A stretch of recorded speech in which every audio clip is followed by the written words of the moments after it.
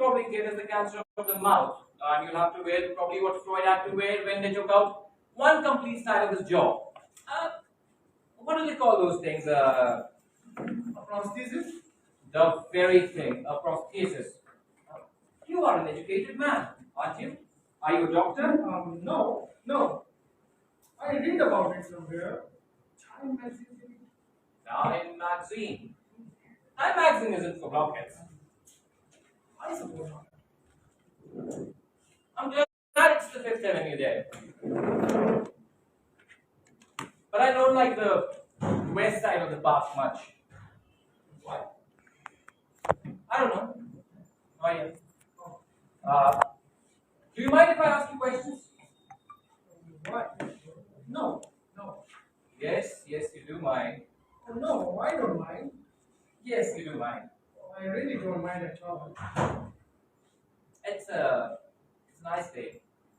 Oh, yes. It is beautiful. I've been to the zoo. You said so, did you? You read it in the newspapers if you don't watch it on TV tonight. You have TV, haven't you? Oh, yes. We have to. And for the children. You manage. Why? Certainly. It's not a law, for God's sake. Yeah, I suppose not. And you have a wife Yes. and children, True. boys, Girls. Both girls. but you wanted boys. Oh, well, naturally. Every man wants a son, but But that's the way he crumbles. I wasn't going to say that. And you're not going to have any more children, are you? No more. But why did you say that? How do you know about that? Perhaps the way you cross your legs or something in your voice, or maybe I'm just guessing. Is it your wife? Oh, that's none of your business. You understand that? That's none of your business. Well, you're right. We will have no more children. So that is the way cookie crumbles. I guess Well, what else? What now? you were saying something about the zoo that I would read about or see. I'll tell you about the zoo later. But first, I'll tell you what happened at the zoo. Do you mind if I ask any questions? No, not really. No? No. Let's say, I'll tell you why I do this.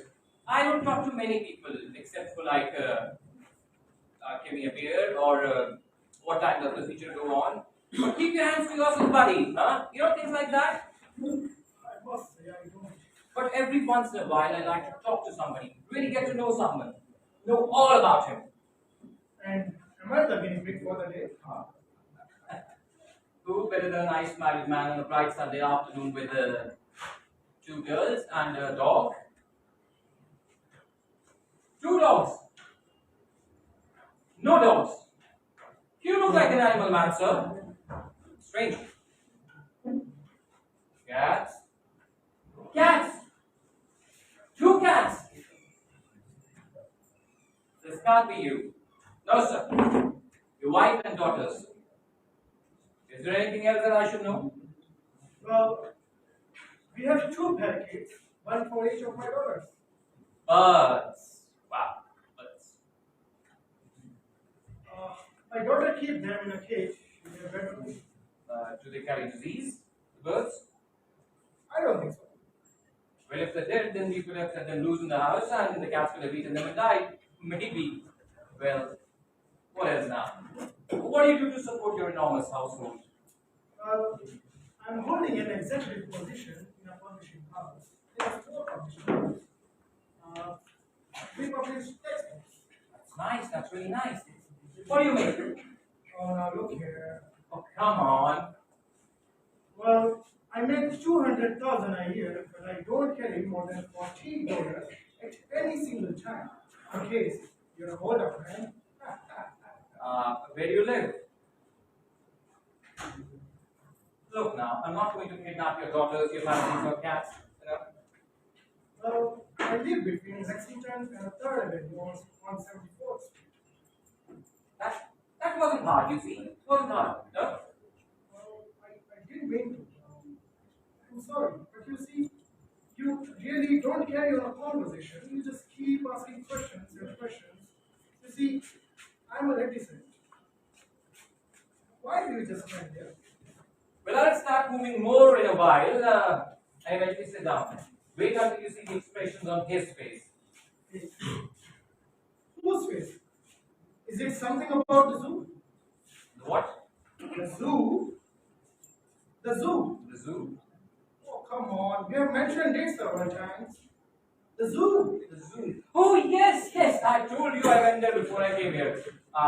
Let's say, what's the difference between upper middle class and upper lower middle class? Oh, look, my dear fellow. Don't, my dear fellow. Don't you do that. I'm sorry. Was I patronizing? I believe I was. I'm sorry. But you see, you don't really carry on a conversation. You know, you just keep asking questions and questions, and I don't express myself too well because I'm in publishing, not in writing. And you, when you get bewildered, when you get this thing, you start patronizing people. No, no. Not really. Yeah. But the truth is, I was being patronizing. No, you don't need to say that. All right. So, who are your favorite writers? Baudelaire, Jamie Marquand? Oh, well, I like a great many writers. I have considerably a catholicity of taste, if I may say so. Baudelaire, both the writers are finer in his each way, but Baudelaire is a good writer. But Marquand has a good place in our national. And Skip it. I'm sorry. Hey, do you want to know what I did before I went to the zoo? I walked all the way from Washington Square to the Fifth Avenue to the zoo. All the way. Oh, you live in the village. No. I just took a subway down to the village and then I walked from Washington Square to the Fifth Avenue to the zoo. You know, it's one of those things which a person has to do. Sometimes you've got to go to a longer distance out of the way to come back to the shorter distance correctly. Ah, I thought you lived in the village. Now, what were you trying to do? Make sense out of things? Bringing out the old pigeonhole bit? Huh? Let me tell you, it's simple. I live in a 4-story brownstone rooming house on the upper west side of the New York City between Columbus Avenue and Central Park West. I live on the 4th floor area west. It's a relatively small room with a wall which is made of beaver board. This beaver board room separates my room from another relatively small room. And, I assume that these two rooms were one small room, but not laughably, not necessarily laughably. The room on the other side of my beaver board wall is occupied by a colored queen who always keeps his door open. Well, not always, but always when he's plucking his eyebrows, which he does with Buddhist concentration. And he wears a Japanese kimono, which is rare. He's got rotten teeth, which is pretty rare, and he wears this kimono to and from the John in the hall. I think he goes to the John a lot. He never bothers me, and he never brings things to his room or anyone to his room. All he does is pluck his eyebrows, wear his kimono, go to the John. That's what he does. And the two rooms on the front are a little larger. I mean, they're pretty small too. There's a Puerto Rican family living in one of them. A father, a mother, or a husband, a wife, and some children. I don't know how many, but they entertain a lot. And in the front room, in the other front room, there's somebody living there. I don't know who it is. I've never seen who it is, but never ever. I've never seen who it is. Never. Why do you live there? I don't know. It doesn't sound good, place, really. Well, yes, it isn't. It isn't an apartment in the 70s, you see. It's not. But then I don't have a wife, 2 daughters, 2 cats, and 2 parakeets. Oh, please. What do I have? What do I have there? Sister me. I have some toilet articles, few clothes, hot plate which I'm not supposed to have, can opener, the one which opens with a key, and 3 plates, knife, a two spoons, one small, one large. Uh, then I've got cup, saucer, a drinking glass, two empty picture frames, 8 or 9 books, I would say so, a pack of pornographic playing cards, both regular, a strong small box which doesn't have a lock and which has in it what? Some rocks, yeah. Sea rounded rocks which I picked up when I was a kid. Under which I weighed down upon are some letters, some please letters. Please, when will you do this? Please, why don't you do this? And when letters, when will you write? When will you come? Uh, these letters are from some recent years, you see. About those two empty picture frames? I don't see why they require any explanation. Isn't it clear? And I don't have pictures of anyone to put in there. Your parents, perhaps a friend. Ah, you are a very sweet person. And you're possessed of a truly enviable innocence, sir. But you see, good old mom and good old papa dead now. And I'm broken about it too, really. But that particular vaudeville act is playing the cloud circuit now. And I don't quite see how I can look at them neat and framed. And besides, to be more particular or precise about it, good old mom walked on good old pop when I was 10.5 years old. She had embarked on the without return of the southern states. And her most constant companion among many others, was a Mr. Balakon. At least that's what good old pop told me when he had come back after going down and brought her body back. We had received the news that between Christmas and what was it, New Year's, that good old mom had separated from the coast in some dump in Alabama. Well, without the coast, what was she? She was no good. She was a stiff, other than stiff. And at any rate, good old pop celebrated Christmas for an even 2 weeks and then slapped into the front of a somewhat moving city omnibus. That pretty much cleared the things, family-wise. Oh, wait. There was my mom's sister as well. She was neither given to sin nor the consolations of the bottle. I had moved in on her.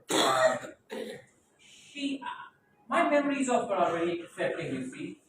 I still remember that she did everything dolly. Sleeping, working, praying, everything.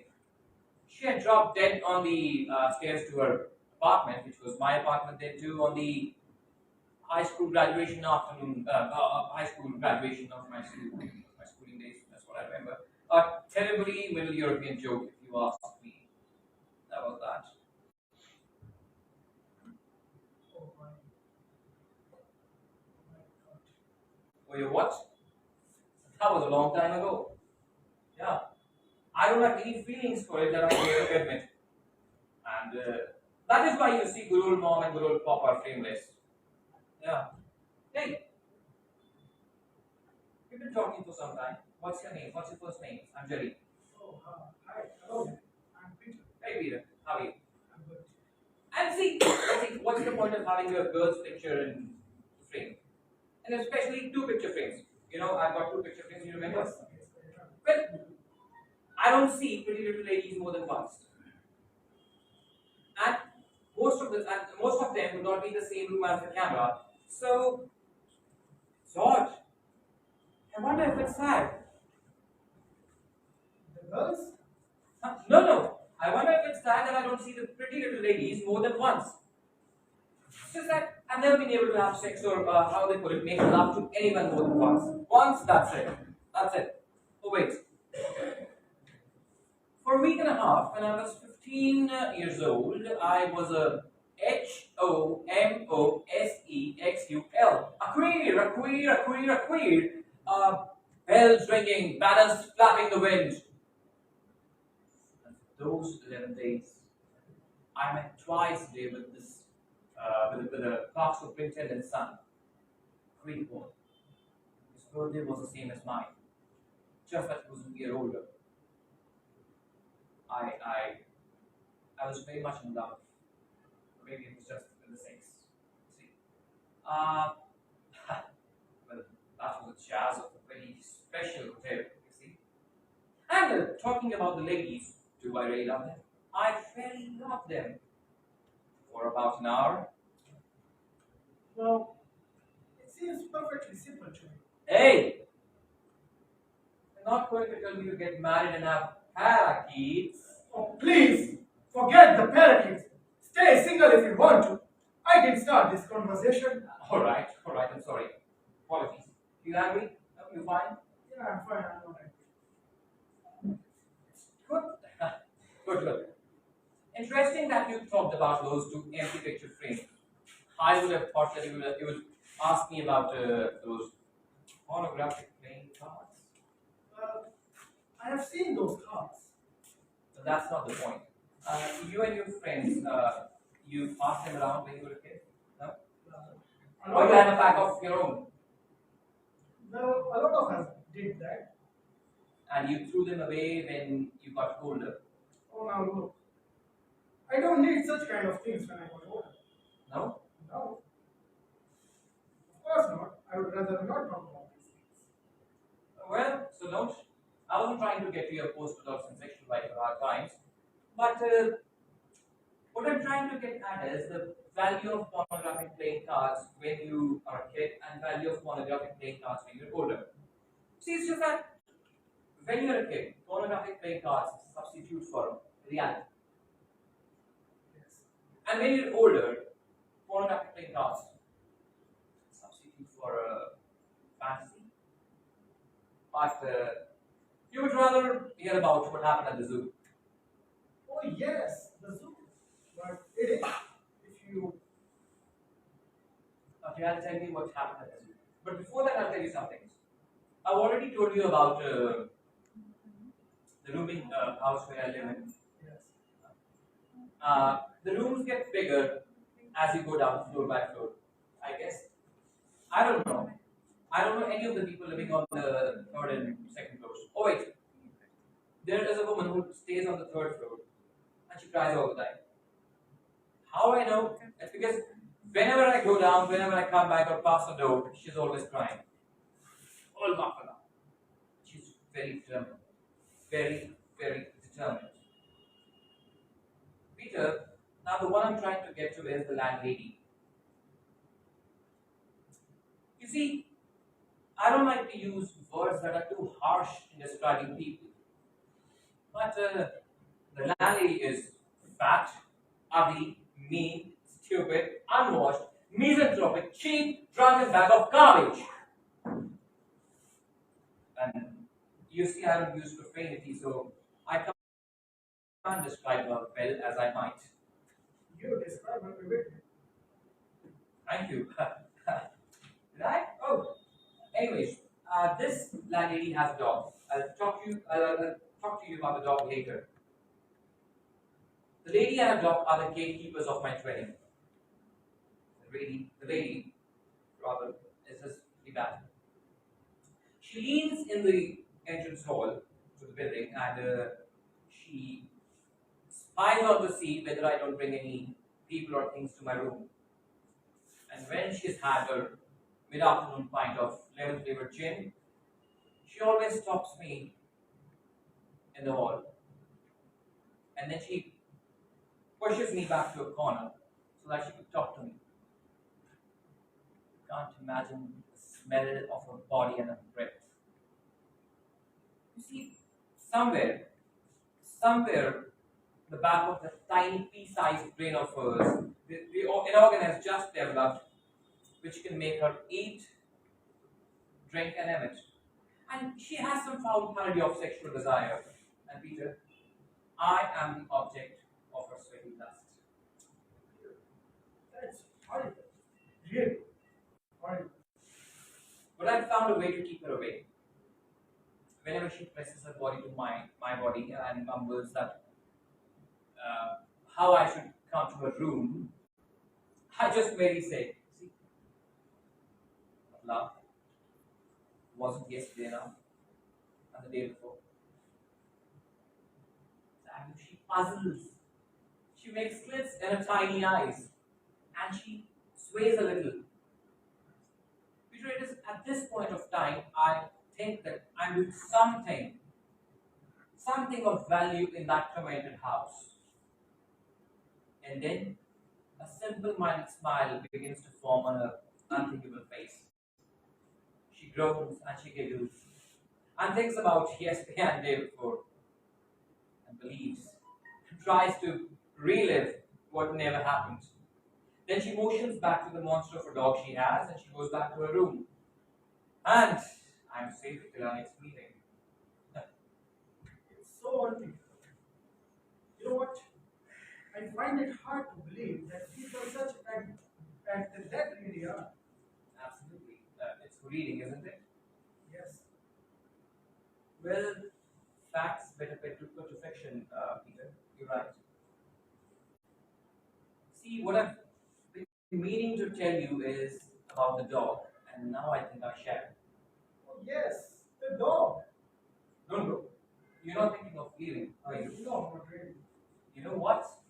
After I tell you about the dog, you know what then? You can go. Yeah, the dog. No, I know that. I listen to you. Keep that in mind. Yeah, I know. You do? Yes, I do. Good. And now, the story of Jerry and the dog. Well, what I'm going to tell you now has got something to do with how sometimes we have to go a longer distance out of our way in order to come back to a shorter distance correctly. Or it's only me who thinks that. Well, it has something to do with that. It is why I went to the zoo and then started walking until I came here and here I am talking to you. You see, the dog. I've told you about the dog now. Yes. It's a monster of a beast. With an oversized head, tiny ears, eyes bloodshot, infected baby, and a body that you can see the ribs through the skin. Dog is black. All black. All black except for the infected eyes. And oh yes, there's an open sore on the right forepaw. Now, you see, I believe it's an old dog and certainly a misused one. Almost always has an addiction of some kind. That's red too. And what else? Yeah, then there's grey, white, and yellow. When he bears his plants like, which is what he did when he saw me first. It was scary. And you see, I worried about this animal the moment I saw him. The moment I saw him. You see, animals don't take me for St. Francis, like the birds hung up to him all the time. Animals are indifferent towards me, like many people are most of the times. But this dog, he wasn't indifferent. He, right from the very moment when he saw me, he wanted to snarl. He wanted to go for me, and he wanted to get one of my legs. That's what he wanted to do. And that was, I mean, like, now that he's a rabbit, you see, and he's a stumbly dog, if I may say so. And he's not half-assed either. So, on the second day when I moved in, he took one piece of my trousers. I just kicked him away, and then I was safe and I ran up to the upper floor. Well, what was that? Now I wonder how other rooming house people manage with him. Oh, wait. I think it has just got to do with me. It's funny. It was funny, rather. Well, it happened for a week. He coming to me, I went back, running for my life. But one fine day, when I bolted my door and I went to my room, I thought, I had made up my mind. I decided that I need to do something. I decided that first I'll kill the dog with kindness, and if that doesn't work, I'll just kill the dog. Do not react, huh? Wait for it. This will be that story. So I went out the next day. I bought some hamburgers without the ketchup and onions. I threw away the rolls and all weekly ones, and I got to this rooming house. So when I got to the rooming house, the dog was waiting for me. I opened the door, and there this monster was waiting for me. I half opened the door. You need to be careful in such a scenario. And then I walked in, very carefully. And I had the hamburgers in my hand, remember? Yes, I remember. I put in the hamburgers, took them out of the bag, at least 12 feet from the dog. The dog snarled, sniffed, stopped snarling, started moving, moved slowly, faster, and faster till he reached the hamburgers. He looked at me. I smiled, tentatively, you see. Then he smelled, sniffed, and he went for those burgers. It was as if he had never eaten anything like it in his life, except for garbage. I think the landlady just eats garbage, and that's what she feeds him too. He just took them off. Then he stood there, smiled. I think he smiled. I know cats do smile. Those were a few gratifying moments which I had with him. And then, bam! He was after me, and then I had to run for my life again.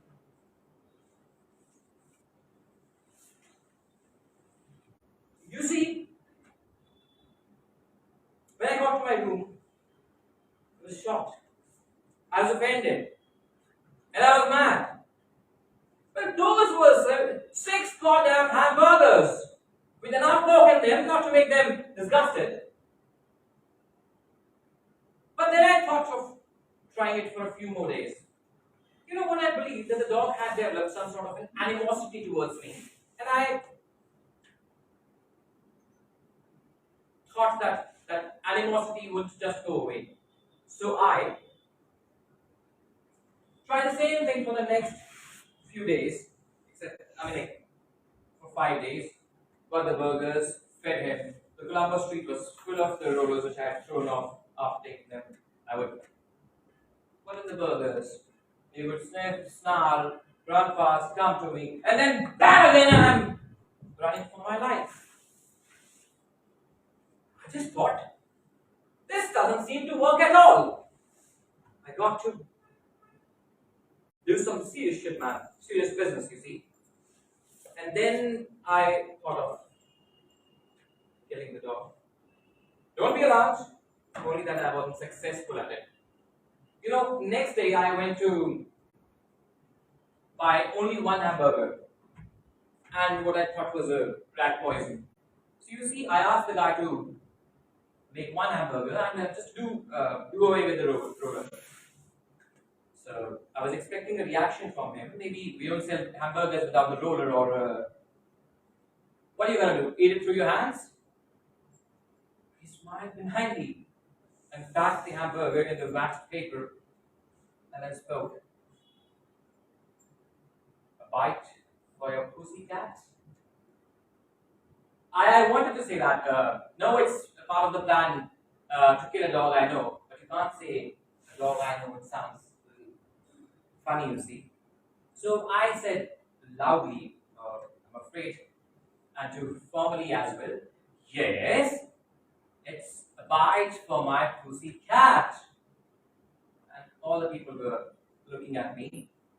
Whenever I try to simplify things, people just look at me. Sometimes it's just hither and thither. I don't know.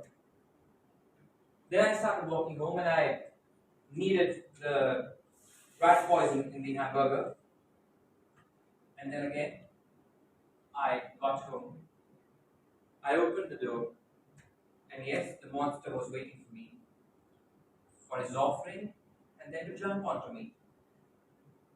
I kept the hamburger there, moved close to the staircase, and watched him.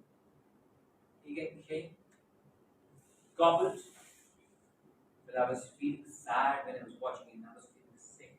But then again, somewhere in my heart, I wanted that. And then bam again, and I ran as usual. And as usual, he couldn't catch me.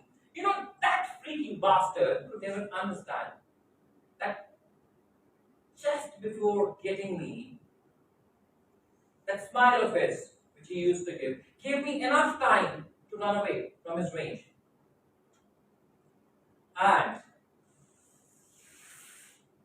it was just in the past that the monster, the beast, was deathly ill.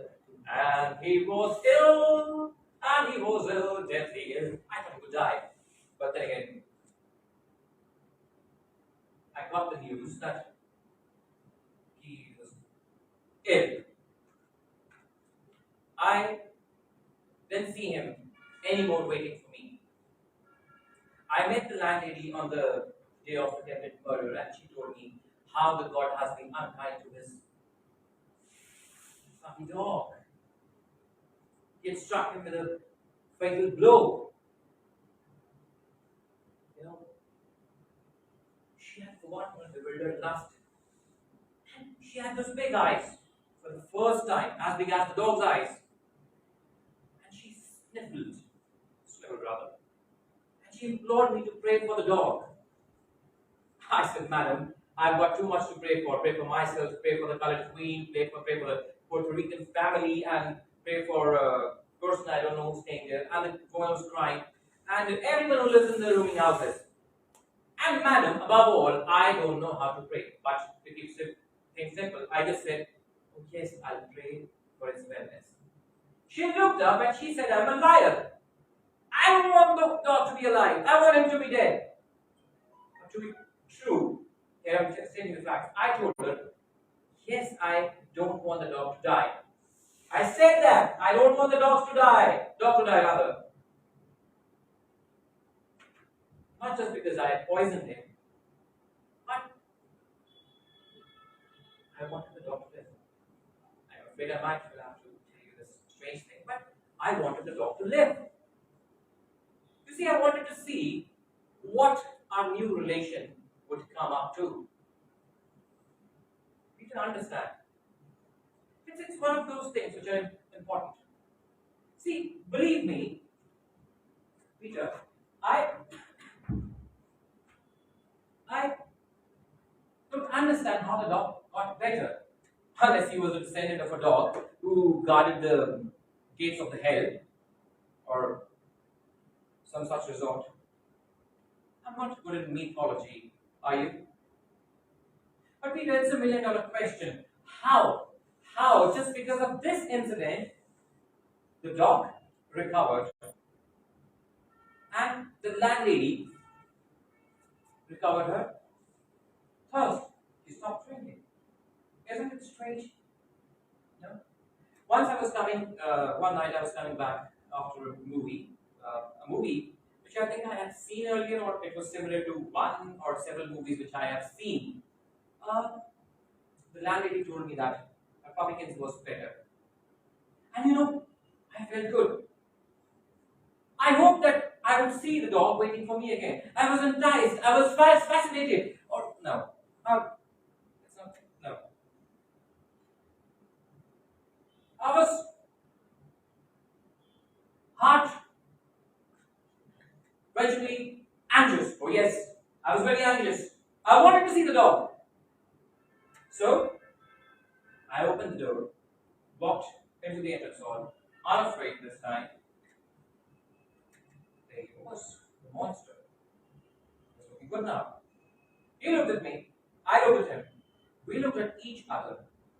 We were like a statue, all still. Nothing was moving. But you see, I looked at him more than he looked at me. I mean, like, I can look at any dog's eyes or his face for a longer time than the dog can look at my face. You see? But I wanted the dog to be good now. I love the dog now. And I want him to love me back. This is strange thing. You'll have to believe me. I wanted him to understand my motivations of doing all what I did. You know, it's it's that it's that it's just that when you can't deal with people, you have to start somewhere with animals. And you see, a person has to have some way of dealing with things. Some things. You have to have some things. A bed, a cockroach, a mirror. No, a mirror is hard. No, that's one of the last things. A cockroach, a carpet. That's not a carpet, I would say. In the park. And a toilet paper. No, that's one of the mirrors only. Just watch out for the bleeding. What else? The corner of the streets, all the street lights, then all the colors reflecting on the oily wet streets. It's difficult to find things. Then a pornographic playing cards, a box, a strong small box which is locked. And with love, with vomiting, with crying, with fury. And because those pretty little ladies aren't pretty little ladies. And making money from their bodies is an act of love. I can prove that. You see, howling that I'm alive, God. How's that? Huh? And you see, God does that colored queen who wears a Japanese kimono and plucks his eyebrows. And the woman who cries behind the door of God. They told me that God turned his back to certain things. It was long back. People, some things. An idea, concept, you see. We're better. We're better than this jail sort of a thing. And where else than the entrance hall? It's just starting. It's the beginning. It's the beginning of him understanding. Understanding with a dog. You see, just a dog. And it seemed to be a perfectly nice idea to have this conversation with the dog, or this relation with the dog. After all, dog is a man's best friend, no? When I looked at the dog, he looked at me, and we looked till eternity, but I looked longer, you see. And then, what I saw that day, it has been the same ever since. Nothing has changed. Whenever we see each other, we stop. We regard each other with mutual or mixed sadness and suspicion, and then feel indifferent. And then we walk across each other. You see, we have an understanding, which is sad, but we have an understanding. Peter, what I've learned is that kindness and cruelty alone can't do anything. But when they are done together, they seem to have an emotion. Now, I wanted the dog to understand that. I want them to understand what I felt. You see, an act of feeding a dog, is it love? And a dog's act of trying to bite me, is it not love? How can we misunderstand so much? How can we misunderstand love? And if it's so confusing, then why have we invented this word, love? Why?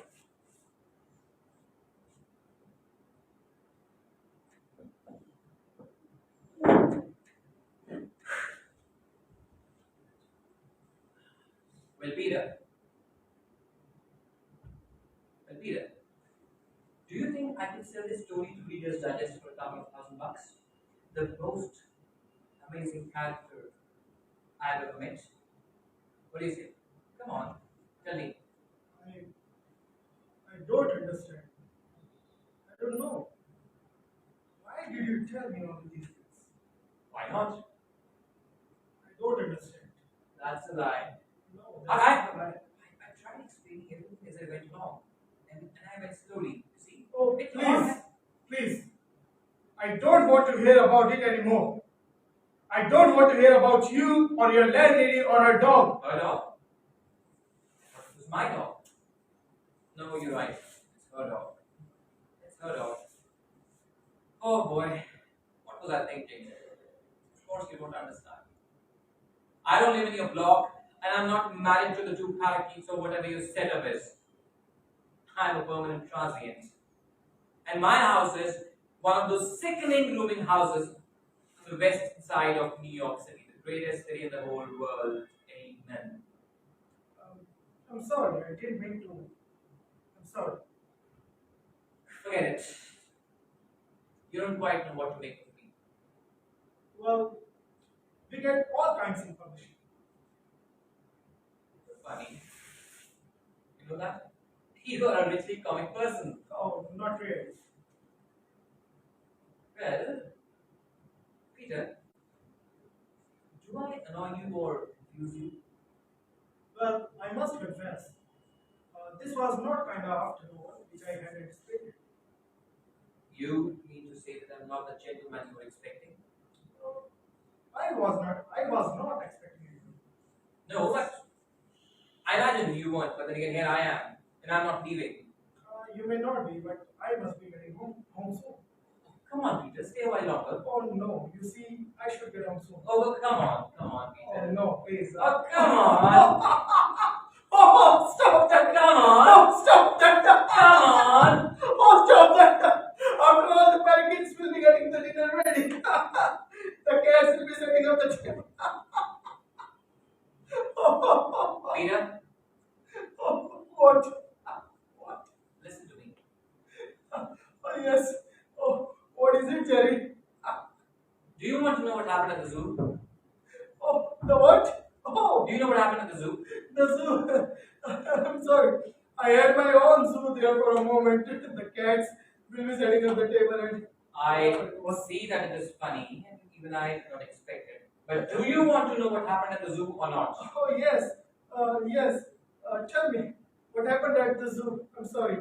I don't know what happened. Okay, I'd like to tell you what happened at the zoo.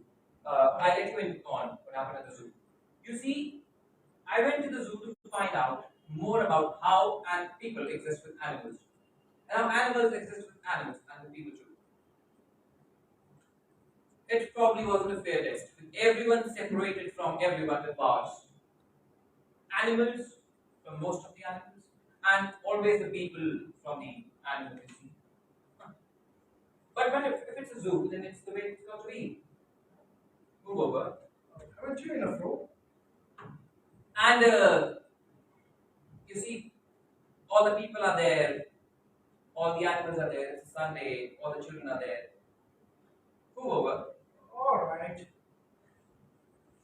And it's a hot day, you see, and all the stench is there too, all the balloon sellers are there, ice cream sellers are there, and what else?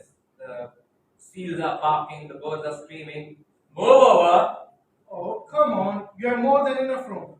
And I am there, and it's feeding time at the lion's house. The lion keeper is there in one of the lion's cages. He enters and he wants to feed the lion. Move over! Oh, what's the matter with you? I can't move over anymore. Can't you see?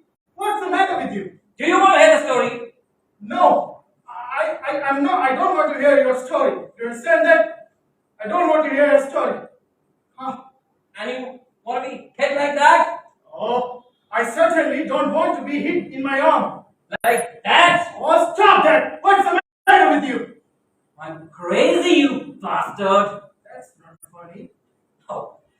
Listen to me, Peter. I want this bench. You go and sit on the bench over there. And if you're good enough, I'll tell you the rest of the story. But what for? I see no reason why I should give up this bench. I almost came here almost every Sunday to read my book. It's secluded here. You can sit anywhere. You care of the bench. I want this bench. No. I said I want this bench and I'm going to have it. You go over there. Oh no. People can't have everything which they want. You should know that. It's a rule. People can have some of the things, but they can't have everything in their life. Understand that? Imbecile, you slow-witted. Oh, stop that! You vegetable, go lie down on the ground. Oh, just shut up! Just shut up! I have put up with you all the afternoon. Not really. Long enough. I have put up with you long enough. I have listened to you just because of you seemed well. You wanted to talk to somebody. Oh! You're full of things, well, economically. And yet, what's that word? I want to put justice to you. Oh, Jesus, you make me sick! Now, get away from here! Oh, this is my bench. Just get out of my sight! What's the matter with you? I don't understand. I see no reason why I should give up this bench. Have you gone mad? You get out from here. Get out from here. If you'll not move on, then I'll call the police. You're a bum. And that's what you are. I will call the police and have you arrested. Understand that?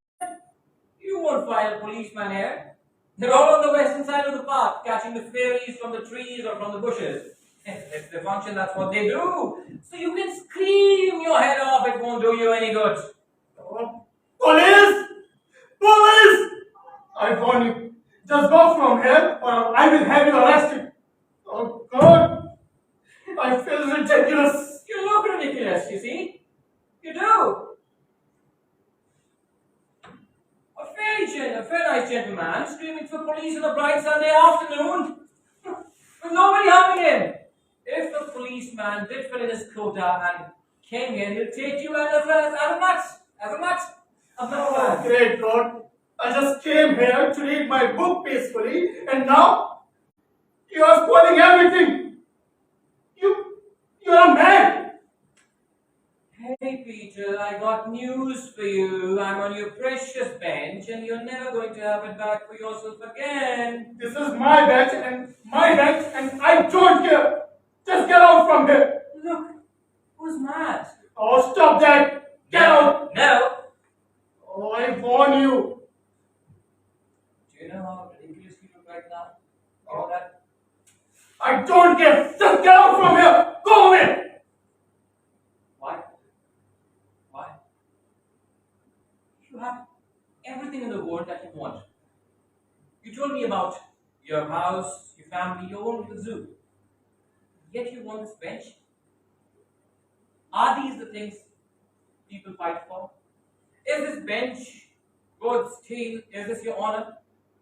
Is this the thing you would fight in the world for? Can you think of something more absurd than this? Absurd? Look, it's not about the honor. Even I'm not going to explain it to you. You understand that? It's a question of honor.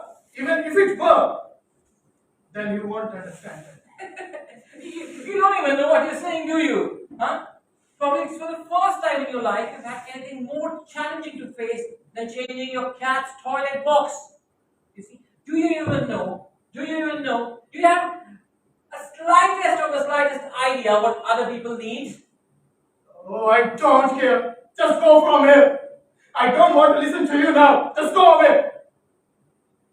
Well, you can go. I need this bench. Well, I see no reason why you want this bench.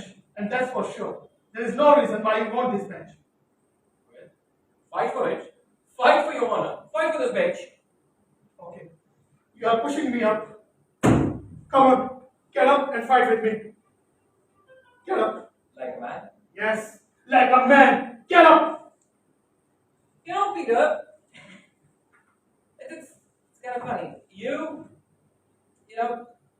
are a little vegetable. Oh, stop that! Stop that! I know how they put on TV, but you have certain dignity and it surprises me, you see. Oh, stop it! Get up and fight! Fight now!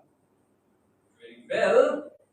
Let's battle for the bench now. Yes, come on. But, you see, Fight! we are not evenly matched. Oh, you are mad? You're going to kill me?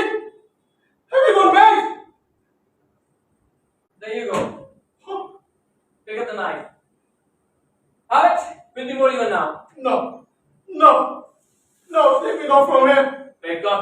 wife and fight for yourself. Fight for this goddamn bench. No, I can't do this. Please let me go from here. Somebody help! Fight! Fight! Fight is it? Huh? Fight with me! No. Fight for your daughters! No. Fight for those who parties! No! Fight for those who can't! Come fight with me! Fight! You miserable little bastard! Fight with me! Fight for your wife and fight for your manhood! Huh? You little pathetic vegetable! You couldn't even give your wife a male child! You Stop that! bastard! Stop that! Stop that! It's a matter of genetics, not manhood. I warn you. Let me go from here, or you leave from here, or I will. Somebody help! Or I will. I'll kill you. Just go from here. Go. So be it. Oh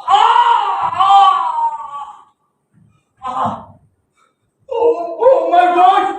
Oh my God! Thanks, Peter. Thank you very much. And I mean it. I was afraid that I would scare you away. You don't know how afraid I was, you see.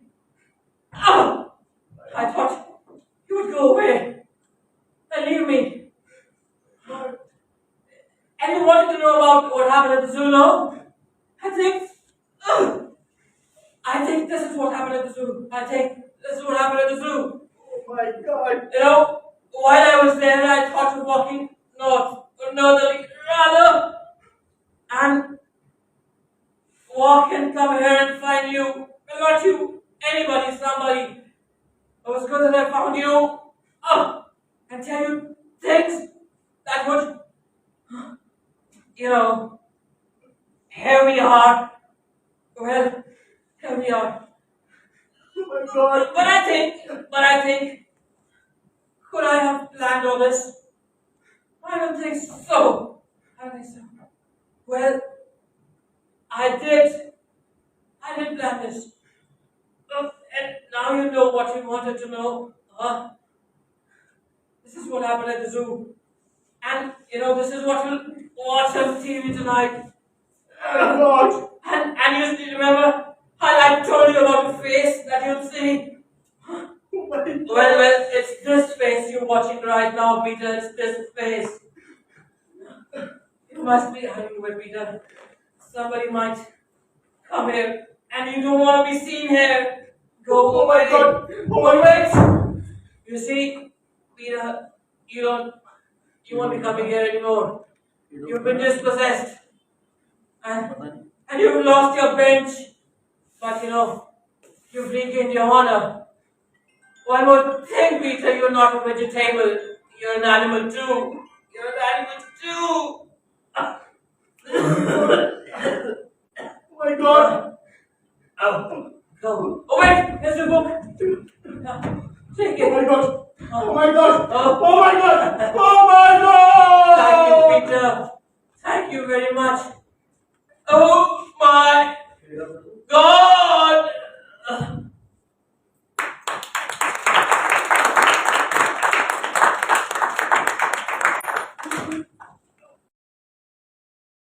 Thank you for appreciating us. Thank you for coming here. आपका यहाँ आने के लिए हमारी हौसला अफजाई करने के लिए बहुत बहुत धन्यवाद. Thank you.